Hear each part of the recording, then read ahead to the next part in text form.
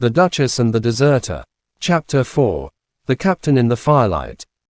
Wanted for treason. Dead 3 years ago. The silver insignia nearly slipped from Serafina's trembling fingers.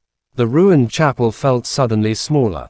Colder. Rain tapped steadily against broken stained glass while the weak fire crackled between them.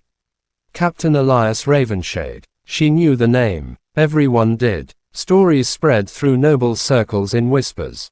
A soldier accused of betraying the kingdom during one of the bloodiest campaigns of the war. Executed for treason. Burned with the dead. Forgotten. Or so history claimed. Slowly, carefully, Serafina lifted her gaze. You lied. Elias sat across from her, sleeves damp, dark hair shadowing tired eyes. Yes. No excuse. No apology. Just truth. Something about that unsettled her more. You let me think you were a stable hand. I was, he said quietly. For the last year. That is not what I mean. Her voice sharpened. You stood in my father's estate pretending to be invisible. Lightning flashed across shattered windows. His jaw tightened. I was hiding. From Lord Edwin. A humorless laugh escaped him. Among others. Serafina stood abruptly. Her skirts brushed damp stone. You were wanted for treason. I know. You were supposedly dead. Yes. You expected me to simply ride away with you. His expression darkened slightly. No. The answer caught her off guard.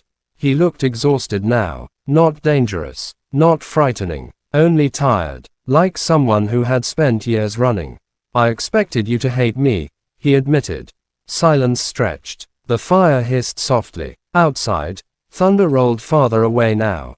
Her pulse still raced. Nothing made sense. And yet, he had saved her. Twice. Maybe more. You could still hurt me, she said carefully. His gaze lifted. Steady. Uncomfortably steady. If I meant to, he said quietly, I would have left you at the manor. The truth in that sat heavily between them. She hated that it made sense. Her fingers tightened around the insignia. Did you betray the kingdom? For the first time, real emotion crossed his face. Something wounded. No. The word came sharp. Immediate. Like pain. Serafina hesitated. Then, more quietly, then why are they hunting you? He stared into the flames. Long enough for unease to settle inside her chest. Finally, because I saw something I wasn't supposed to see.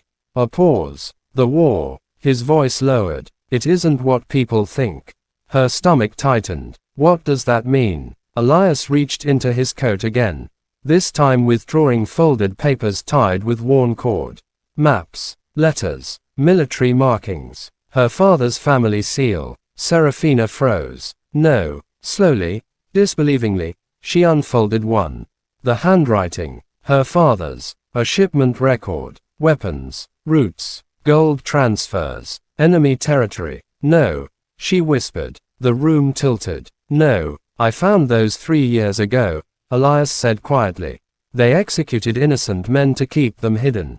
Her throat tightened painfully. You're saying my father. I'm saying someone close to power is feeding the war. He held her gaze. And your father knows something. Tears burned unexpectedly behind her eyes. No. Her father could be controlling. Cold. But treason. Murder. War for profit. Impossible, wasn't it? The silence between them thickened. Then, a shiver hit her violently. Only then did she realize how soaked she still was. Cold seeped through every layer of silk. Elias noticed instantly. You're freezing. I'm fine. You're shaking. I said. Another tremor betrayed her. Without a word, Elias stood. Slowly, carefully, like approaching something fragile. He shrugged off his coat. Military wool. Heavy. Still faintly warm. You'll get sick. She stared. You expect me to wear yours? One corner of his mouth moved. Barely. A moment ago you rode into the woods with a wanted criminal. Against her better judgment, the smallest breath of laughter escaped her. Unexpected. Brief. Gone quickly. Still, she took the coat. The warmth startled her. So did the faint scent of smoke and rain caught in worn fabric. Dangerously human. Dangerously comforting. She hated that. Across the fire, Elias sat again. keeping distance, not staring, not crowding, just watching the chapel entrance like someone expecting violence at any second. "You really thought I'd beg Edwin to kill you?" she asked quietly. Something unreadable crossed his expression. "You haven't heard the worst part yet." Her chest tightened. What worst part? He looked away. Tension sharpened across his jaw. Then, hoofbeats. Outside. Both of them froze. Elias stood instantly, hand reaching toward a concealed knife.